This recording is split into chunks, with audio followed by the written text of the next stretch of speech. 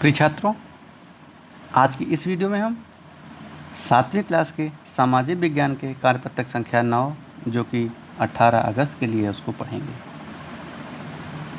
और आज का टॉपिक है पारितंत्र। पारितंत्र क्या होता है, इसके बारे में इस पूरी वर्कशीट में हम पढ़ेंगे। तो सबसे पहले अपना नाम लिखिए और अपने कक्षा अध्यापक का नाम। ये शुरू करते हैं।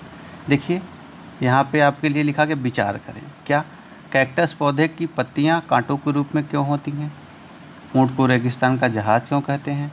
कमल के पौधे की पत्तियाँ चपटी क्यों होती हैं? मेढक पानी के पास क्यों पाए जाते हैं? तटीय क्षेत्रों में रहने वाले लोगों के भोजन का मुख्य भाग मछली क्यों होता है?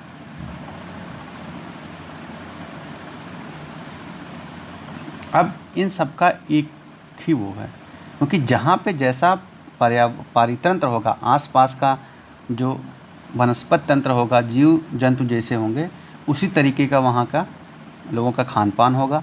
और जहाँ की जैसी जलवायु होगी वहाँ उसी तरीके के पौधे उगेंगे। जैसे रेगिस्तानों में कटीले पौधे होते हैं, क्योंकि रेगिस्तान में क्या होता है, बहुत ज़्यादा गर्मी पड़ती है और क्या होता है कि पानी की मात्रा कम होती है, तो इसीलिए वहाँ की पत्तियाँ कांटेदार होती हैं। ऊँट को रेगिस्तान का जहाज़ इसलिए कहा जाता है क्योंकि ऊँट जो है एक बार पानी पी के कई दिन तक रह सकता है। इसके पैर गद्दीदार होते हैं, यह रेत पे अच्छी तेज़ी से चल लेता है। तो ऐसे ही जो जलवायु है और पारिस्थितिकी तंत्र है वह वहाँ के जो जीव जंतु हैं, वनस्पति हैं, उन सबको प्रभावित करते हैं और उनके रहन सहन, खान पान के, उनके आकार को भी प्रभावित करते हैं। तब पढ़ते हैं, किसी स्थान पर पाए जाने वाले जीव जंतु, वनस्पति और लोगों के रहन सहन के तरीके भिन्न भिन्न होते हैं। सभी पेड़ पौधे, जीव जंतु एवं मानव अपने आसपास के पर्यावरण के बीच का संबंध ही परितंत्र का निर्माण करता है। अब देखिए, पेड़ पौधे, जीव जंतु और मानव अपने आसपास के पर्यावरण के बीच का संबंध ही परितंत्र का निर्माण करता है। परितंत्र क्या होता है? मानव, पेड़ पौधे और जीव जंतु जो हैं उनके बीच का जो संबंध होता है वही परितंत्र कहलाता है। एक परितंत्र में वह सभी कारक होते हैं जो विशिष्ट क्षेत्र में परस्पर क्रिया करते हैं, चाहे वे जीवी हो या अजीवी। यानी एक विशिष्ट क्षेत्र होना चाहिए परितंत्र के लिए निर्धारित है। जैसे मान लीजिए कि आपका गांव है और आपके गांव का एक विशिष्ट परितंत्र होगा। उसमें मान लीजिए 4 तालाब हैं, आसपास पूरा चारागाह है, खूब घने जंगल हैं।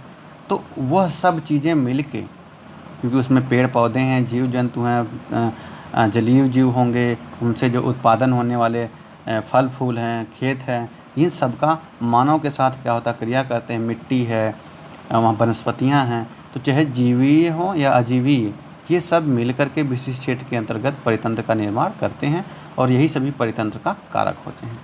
संसार में प्रत्येक विशिष्ट परितंत्र के पास अपने निर्जीव वस्तुओं द्वारा निर्मित स्वयं की स्थितियाँ हैं। वह स्थितियाँ निर्धारित करती हैं कि किस प्रकार के जीव वहाँ रहने में सक्षम होंगे। जीव जंतु केवल वहीं पनप सकते हैं जहाँ उनकी ज़रूरत पूरी हो। अधिक वर्षा वाले वन, घास स्थल, रेगिस्तान, पर्वत, झीलें, नदी, महासागर एवं छोटे से छोटे ताल भी एक परितंत्र हो सकता है। मानव को अपने विवेक के उपयोग से मछली घर, बागान और बाग पार्क जैसे कृत्रिम परितंत्र की रचना की है। अब क्या है, ये बताते हैं कि हर परितंत्र की अपनी एक निर्मित स्वयं स्थितियाँ होती हैं और वही स्थितियाँ निर्धारित करती हैं कि किस प्रकार के जीव वहाँ रहने में सक्षम हैं। वैसे रेगिस्तान, जो रेगिस्तानी परितंत्र है, वहाँ पे मेढक थोड़े नहीं रहेगा, मछली थोड़े नहीं रहेगी, क्योंकि मछली तो जलीय जीव है। तो परितंत्र वहाँ की, मतलब जो परितंत्र में जो अजीवी घटक होते हैं वहाँ पे, जैसे जल हो गया, जलवायु हो गई, वर्षा क्या है, कितनी होती है, नहीं, वहाँ पे मिट्टी कैसी है, भौगोलिक दशा क्या है, ये सब अजीवी घटक हैं। अब जीव जंतु केवल वहीं पनप सकते हैं जहाँ इनकी ज़रूरतें पूरी हों। जाहिर सी बात, जीव जंतु, जैसे मान लीजिए कि कोई भी जीव जंतु हैं, जहाँ हमारी पूरी ज़रूरतें पूरी हो जाती हैं, जीवों की, जंतुओं की, वनस्पतियों की, वहीं पूरी होती हैं। अब परितंत्र कई प्रकार के हो सकते हैं, सबके अपने। जैसे अधिक वर्षा वाले वन, वर्षा वन का अलग परितंत्र होता है, घास स्थल का अलग होता है, रेगिस्तान का अलग होता है, पर्वत का अलग होता है, झील का अलग होता है, यहाँ की एक छोटे छोटे तालाब का भी अलग परितंत्र होता है। एवं मानव ने भी परितंत्र बना रखा है, जैसे मछली घर, बाग और पार्क।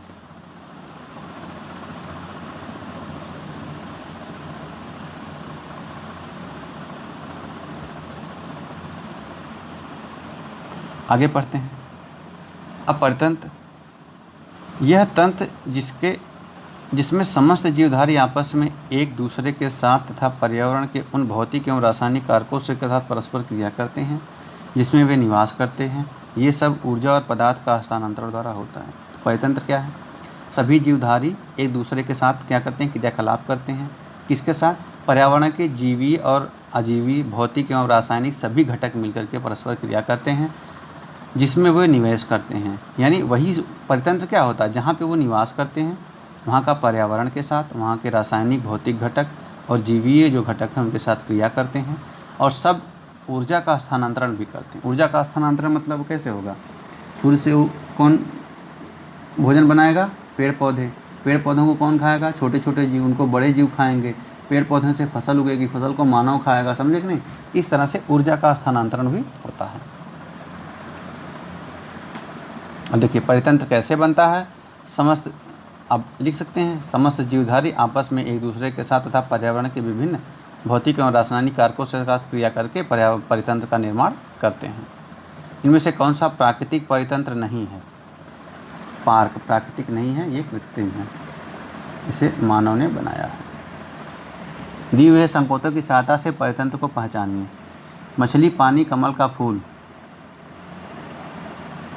ये तालाब का है। ये किसका है? तालाब पर। रेत, ऊंट, कैक्टस, रेगिस्तान, ये रेगिस्तानी परितंत्र है। घने जंगल, जंगली, ये वन का है। शंकुधारी वृक्ष, ये पर्वत का है। तो छात्रों, आपके 7वीं क्लास की ये जो वर्कशीट है समाप्त हुई, जिसमें हमें परितंत्र के बारे में संक्षेप में पढ़ा। पर्यावरण अलग चीज़ होता है। पर्यावरण यानी जो हमारे आसपास का जो वातावरण होता है वह पर्यावरण होता है। लेकिन परितंत्र क्या होता है? पर्यावरण के साथ साथ जो उसमें जीवधारी रहते हैं और जो अजीवी घटक होते हैं, भौतिक और रासायनिक घटक होते हैं, वो एक दूसरे से क्रिया करते हैं और उसमें ऊर्जा का स्थानांतरण होता है। तो पर्यावरण और परितंत्र में यही अंतर होता है। इस चीज़ को अंतर रखिएगा और ध्यान से समझिए और इसके बाद वर्कशीट करके अपने कक्षा अध्यापक के साथ शेयर करें। Thank you.